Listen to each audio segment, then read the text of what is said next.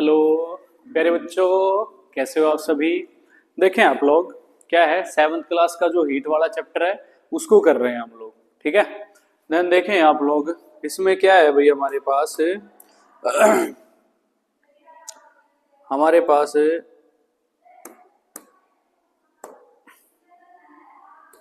देखें हम लोग, ये कहता है कि काइंड्स ऑफ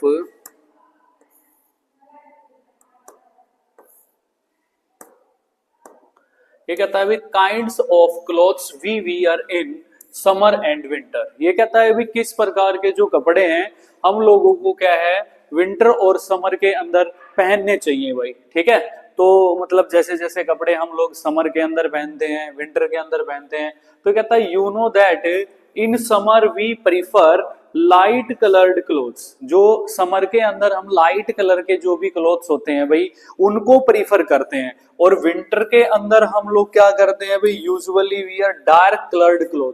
डार्क कलर के जितने भी कपड़े होते हैं वो विंटर के अंदर पहनते हैं भाई। क्यों पहनते हैं, क्यों, ये कहता है व्हाई इज इट सो, ऐसा क्यों होता है, let us find out, find करना है भी हम लोगों को। तो क्या है भाई हमारे पास जो भी गर्मियां होती हैं उसके अंदर जो लाइट कलर के कपड़े पहने जाते हैं वो ज्यादा से ज्यादा लाइट को रिफ्लेक्ट कर देते हैं, और लाइट को जितना ज्यादा रिफ्लेक्ट करेंगे तो हीट भी रिफ्लेक्ट हो जाएगी। दिस मींस दैट तो हमें लाइट कलर के क्लोथ्स के अंदर ज्यादा से ज्यादा गर्मी नहीं लगेगी भाई। Is that clear. लेकिन सर्दियों के अंदर क्या है, हम जो भी डार्क कलर के कपड़े पहनते हैं हमारे पास उसके अंदर क्या है भाई सूर्य की थोड़ी बहुत जो भी धूप वगैरह आएगी हमारे पास वो हीट को ज्यादा से ज्यादा, लाइट को ज्यादा से ज्यादा अब्सॉर्ब करेंगे।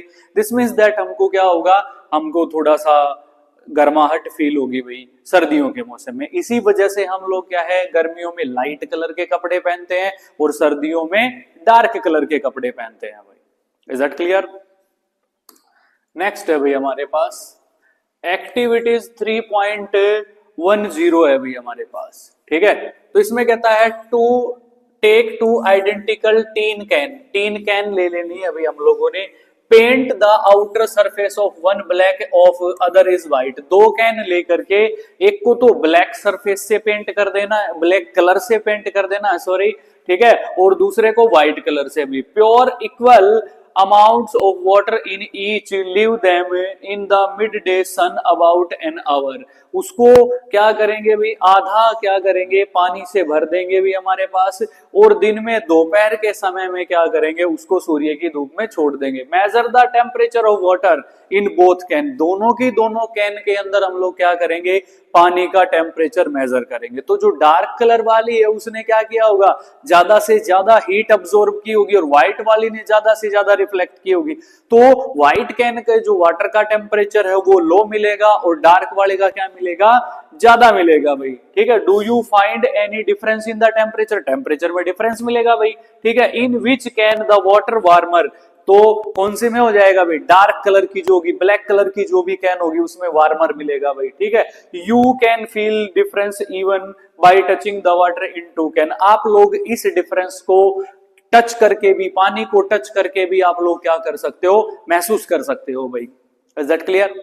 फिर एक दूसरी एक्टिविटी है भाई 3.11 है भाई हमारे पास। Fill 2 cans in activity with same amount of hot water at the same temperature से at 60 degree Celsius. Same hot water क्या है, उसी वाटर को क्या करेंगे भाई 2 कैन के अंदर भरा, अबाउट उसका टेम्परेचर कितना था भाई 60 degree Celsius. Leave the can in A room के अंदर छोड़ देंगे या शेड के अंदर छोड़ देंगे भी। Note the temperature of the water after 10 to 15 minute, 10 से मतलब 10 से 15 मिनट में हम क्या करेंगे टेम्परेचर को मेजर करेंगे भाई। Do the temperature of water in both cans fall by the same amount, क्या जो दोनों कैन है उनके अंदर जो टेम्परेचर है अभी गिरावट जो आएगी क्या वो सेम रहेगा भी हमारे पास। तो कहता है do these activity suggest to you the reason why it is more comfortable to wear white और coloured clothes in the summer and dark clothes in the winter. क्या कहता है कि भी हमारे पास क्या है कि जो डार्क कलर के जो कपड़े होते हैं वो सर्दियों में क्यों पहनते हैं, अच्छे क्यों रहते हैं, और लाइट कलर के गर्मियों के अंदर भाई क्यों अच्छे रहते हैं भाई।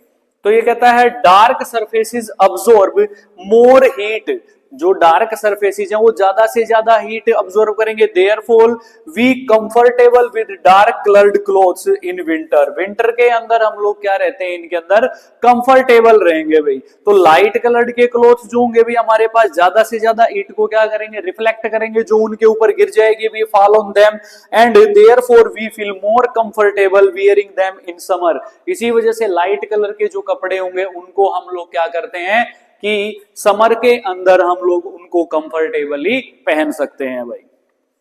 ठीक है भाई, ओके। फिर हमारे पास है भाई, ये एक हमारे पास दो कंटेनर है भाई, एक ब्लैक है और एक व्हाइट सरफेस है भाई, आप डायग्राम में देख रहे हैं। तो ये सन की जो है भाई ज्यादा से ज्यादा हीट को ऑब्जॉर्व करेगा, और ये व्हाइट है तो ये क्या कर देगा, रिफ्लेक्ट करेगा भाई, जितनी भी हीट को अभी थोड़ी बहुत ऑब्जॉर्व करेगा। तो इसका जो पानी मिलेगा वो कम हॉटर मिलेगा भी, मतलब कोल्ड ज्यादा मिलेगा। इसके अंदर जो पानी होगा भी हमारे पास वो जल्दी क्या हो जाएगा, गर्म हो जाएगा, क्योंकि डार्क कलर जो है भी हमारे पास वो जल्दी से जल्दी क्या करता है, हीट ऑब्जॉर्व करता है भाई, लाइट कलर की अपेक्षा में भाई। ठीक है, फिर कहता है woollen clothes keep us warm. Woollen cloth जो भी होते हैं अभी हमको वार्म रखते हैं विंटर के अंदर। ऐसा क्यों होता है भाई, इन द विंटर सीजन के अंदर वी यूज वुलन क्लॉथ्स। क्यों भाई, वूल जो है भाई वो पुअर कंडक्टर होता है भाई। क्या होता है भाई, पुअर कंडक्टर होता है, मतलब अच्छा चालक नहीं होता हीट का भाई, पुअर होता है, हीट उसके अंदर से पास आउट नहीं होगी भाई of heat. Moreover there is air trapped between the wool fibre. जो वूल के फाइबर होते हैं, छोटे छोटे छिद्र होते हैं उनके अंदर, जो भी स्वेटर जर्सियां होती हैं उनके अंदर क्या है, एयर ट्रैप्ड हो जाती है, एयर भर जाती है भाई। This air prevent the flow of heat. जो हीट हमारी बॉडी और कपड़े के बीच में होगी उसको वो फ्लो नहीं होने देगी, बाहर नहीं निकलने देगी। Our body to cold surrounding, तो सराउंडिंग में जो कोल्ड एरिया उसके पास वो हीट नहीं जाएगी। सो वी फील वार्म, इसी वजह से गर्म कपड़े में हम क्या करते हैं, गर्माहट महसूस करते हैं भाई। इज दैट क्लियर भाई, क्लियर है। फिर कहता है एक कुछ नोट है आपके पास, we often use electricity and fuel like coal wood to keep our house is cool और वार्म। हम हमारे घर को मतलब गर्म या ठंडा रखने के लिए इलेक्ट्रिसिटी का यूज करते हैं, फ्यूल्स का यूज करते हैं। कोयला लकड़ी को हम जलाएंगे तो गर्म हो जाएगा भी हमारा अगर गर्माहट, जैसे सर्दियों वगैरह के अंदर हाथ वगैरह सेकते हैं हम लोग। ठीक है, इलेक्ट्रिसिटी के माध्यम से एसी वगैरह चलाते हैं हम लोग। ठीक है, एयर कंडीशनर्स जो भी होती है भी हमारे पास घरों के अंदर, कूलर वगैरह चलाते हैं, फैन वगैरह रन करते हैं। ठीक है, तो उनके माध्यम से क्या हो जाएगा भी हमारे घर ठंडे रहेंगे। Is it possible to construct building that are not affected much by heat and cold outside. क्या ऐसे घर बनाना पॉसिबल है कि जिनका हीट के ऊपर और ठंड के ऊपर, ठंड का कोई प्रयोग ना पड़े उन घरों के ऊपर भाई।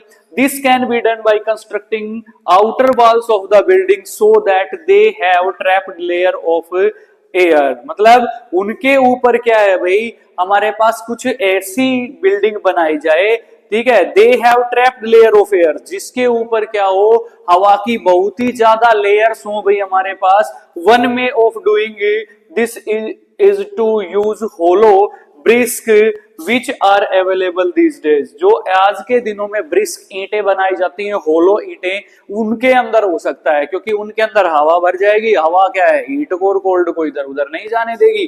देन ऐसे घर बनाना क्या है, पॉसिबल होगा भाई हमारे पास। ठीक है भाई, नेक्स्ट है हमारे पास, ये कहता है suppose you are given the choice in winter of using either one thick blanket or two thin blanket joining together। आपको सर्दियों में एक चॉइस दी जाती है, आप एक मोटा कंबल लोगे या दो कंबलों को क्या करेंगे, पतले पतले कंबलों को जोड़ के आप लोग ओढ़ लेंगे। ठीक है, तो what would you choose and why? आप लोग क्या चूज करेंगे भाई। ठीक है, remember that there would be a layer of air between the blanket. ये याद रहे कि ब्लैंकेट के बीच में एक एयर की लेयर रहती है भाई। तो अगर हम दो कंबलों को जोड़ लेंगे हमारे पास, तो क्या होगा, उनके बीच में से भी हीट फ्लो नहीं करेगी भाई हमारे पास। तो उनके बीच में से अगर हीट फ्लो नहीं करेगी तो ये हमारे कंबल और हमारी बॉडी के बीच में जो हीट बनेगी, ठीक है, वो हीट बाहर नहीं जा पाएगी, और बाहर नहीं जा पाएगी तो क्या होगा, उन दो कंबलों में भी हमारे पास क्या हो जाएगी, गर्माहट पैदा हो जाएगी भाई। ठीक है, और एक जो मोटा कंबल होता है वो तो वैसे भी क्या है, हीट को ट्रैप नहीं होने देगा भाई। ठीक है, तो ज्यादा सुटेबल आपको रहेगा कि आप मोटा कंबल यूज करें, क्योंकि उसके अंदर ज्यादा से ज्यादा हीट प्रोड्यूस होगी भाई, हमारी बॉडी प्रोड्यूस करेगी, रिलीज करेगी भी हीट। ठीक है, तो वो बाहर नहीं जाएगी भाई, क्योंकि उसके बीच में क्या है, लेयर के बीच में हवा भरी हुई है भाई।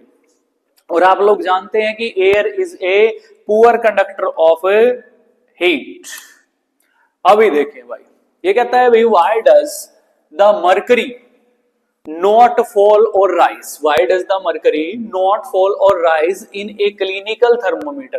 क्लिनिकल थर्मोमीटर में एकदम से क्या है, राइज नहीं होगा टेम्परेचर, और एकदम से क्या है, जो मरकरी लेवल है वो फॉल नहीं होगा भाई हमारे पास। When taken out of our mouth, हमारे माउथ से जब उसको बाहर निकाल लिया जाता, तो ऐसी क्या चीज होती है भाई, किंक होती है उसके अंदर भाई। ठीक है, तो हमारे पास एक clinical thermometer, again do you see a kink, kink होती है भी नियर द बल्ब, बल्ब के थोड़ा सा ऊपर। आप लोग यहाँ पे एक चीज देख रहे हैं जिसका नाम है भाई किंक। क्या नाम है भाई, किंक है भाई। ठीक है, तो what is the use of kink? Kink का क्या यूज है भाई, it prevents mercury level from falling on its own. ये क्या करती है, मरकरी लेवल को एकदम गिरने से और एकदम बढ़ने से क्या करती है, रोक लगाती है। तो किंक एक डिवाइस है जिसका यूज किया जाता है क्लिनिकल थर्मोमीटर के अंदर, एकदम जो मरकरी लेवल है वो फॉल होने से और एकदम मरकरी लेवल उठने से क्या करती है, ये प्रिवेंट करती है भाई। तो किंक का यूज क्या है, मरकरी लेवल को एकदम फॉल ना हो और एकदम से लेवल ना बढ़े, इसीलिए थर्मोमीटर के अंदर, क्लिनिकल थर्मोमीटर के अंदर यूज किया जाता है। इज दैट क्लियर सभी को? क्या है कि भाई बूझो वंडर्स, बूझो वंडर्स अभी हैरान है, why the level of mercury should change.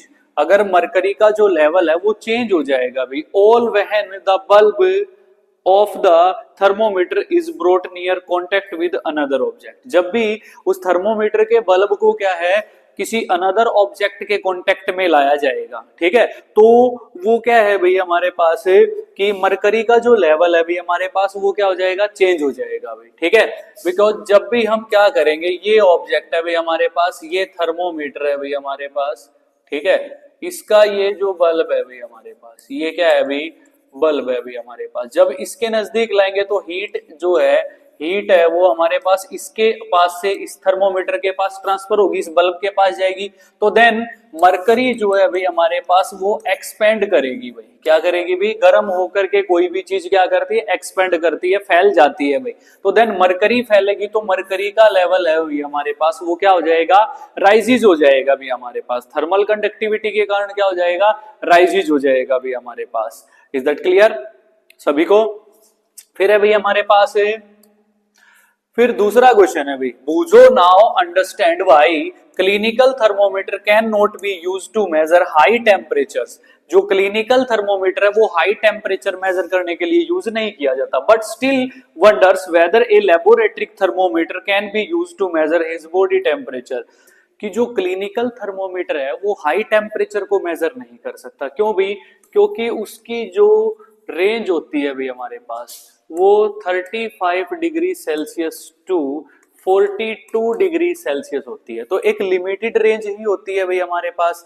ठीक है, तो लिमिटेड तक ही ये क्या कर सकता है, मेजर कर सकता है। 35 टू 42 डिग्री सेल्सियस कर सकता है। लेकिन जो लेबोरेटरी थर्मोमीटर है अभी हमारे पास वो क्या है, उसकी रेंज जो होती है वो -10 degree Celsius to 110 degree Celsius होती है। इसकी वाइड रेंज होने के कारण ये हाई टेम्परेचर को क्या कर सकता है, मेजर कर सकता है। लेकिन इसको रीड करना बहुत ही मुश्किल होता है, क्योंकि इसके अंदर जो किंक है भाई हमारे पास वो नहीं होती, जो क्या करती है, मरकरी लेवल को एकदम फॉल होने से और एकदम राइजिज होने से रोकती है भाई। तो इसको रीड करना बहुत ही क्या है कि मुश्किल होता है भाई हमारे पास। और ये हमारी बॉडी के टेम्परेचर को भी मेजर नहीं कर सकता भाई, कौन, लेबोरेटरी के थर्मोमीटर भाई हमारे पास।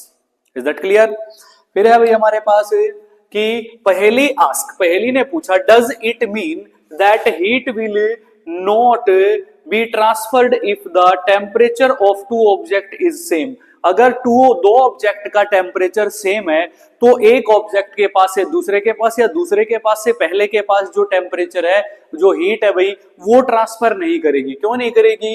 क्योंकि भाई ये जो होता है अभी हमारे पास है वो थर्मल इक्विलिब्रियम के कारण होता है भाई। किसके कारण होता है भाई? थर्मल इक्विलिब्रियम के कारण होता है भाई। मतलब इक्वल टेम्परेचर है भाई। क्या है भाई? इक्वल टेम्परेचर एक ऑब्जेक्ट का है, इक्वल टेम्परेचर। मान लीजिए हमारे पास 35 डिग्री सेल्सियस है एक ऑब्जेक्ट का, दूसरे का भी कितना है अभी? 35 डिग्री सेल्सियस अभी हमारे पास। तो क्या होगा कि कोई भी टेम्परेचर या किसी तरफ से कोई हीट क्या है वो ट्रांसफर नहीं करेगी, क्योंकि हम जानते हैं हमेशा हीट भी अगर मान लीजिए ट्रांसफर करती है वो हायर कंसंट्रेशन से लोअर कंसंट्रेशन की तरफ क्या करेगी? फ्लो करेगी। मतलब hotter end to colder end flow करती है भाई हमारे पास। तो इसके पास क्या है? दोनों का टेम्परेचर क्या रहेगा? सेम रहेगा। तो क्या होगी? टेम्परेचर इक्वल हो गया भाई, तो हीट भी दोनों के पास इक्वल होगी, तो हमारे पास जो थर्मल इक्विलिब्रियम हो जाती है भाई, इसके कारण जो है वो हीट ट्रांसफर नहीं करेगी भी हमारे पास। ठीक है, आज की वीडियो में इतना ही। अगली वीडियो में एक्सरसाइज के साथ मिलते हैं। तब तक के लिए जय हिंद, जय भारत, भारत माता की जय।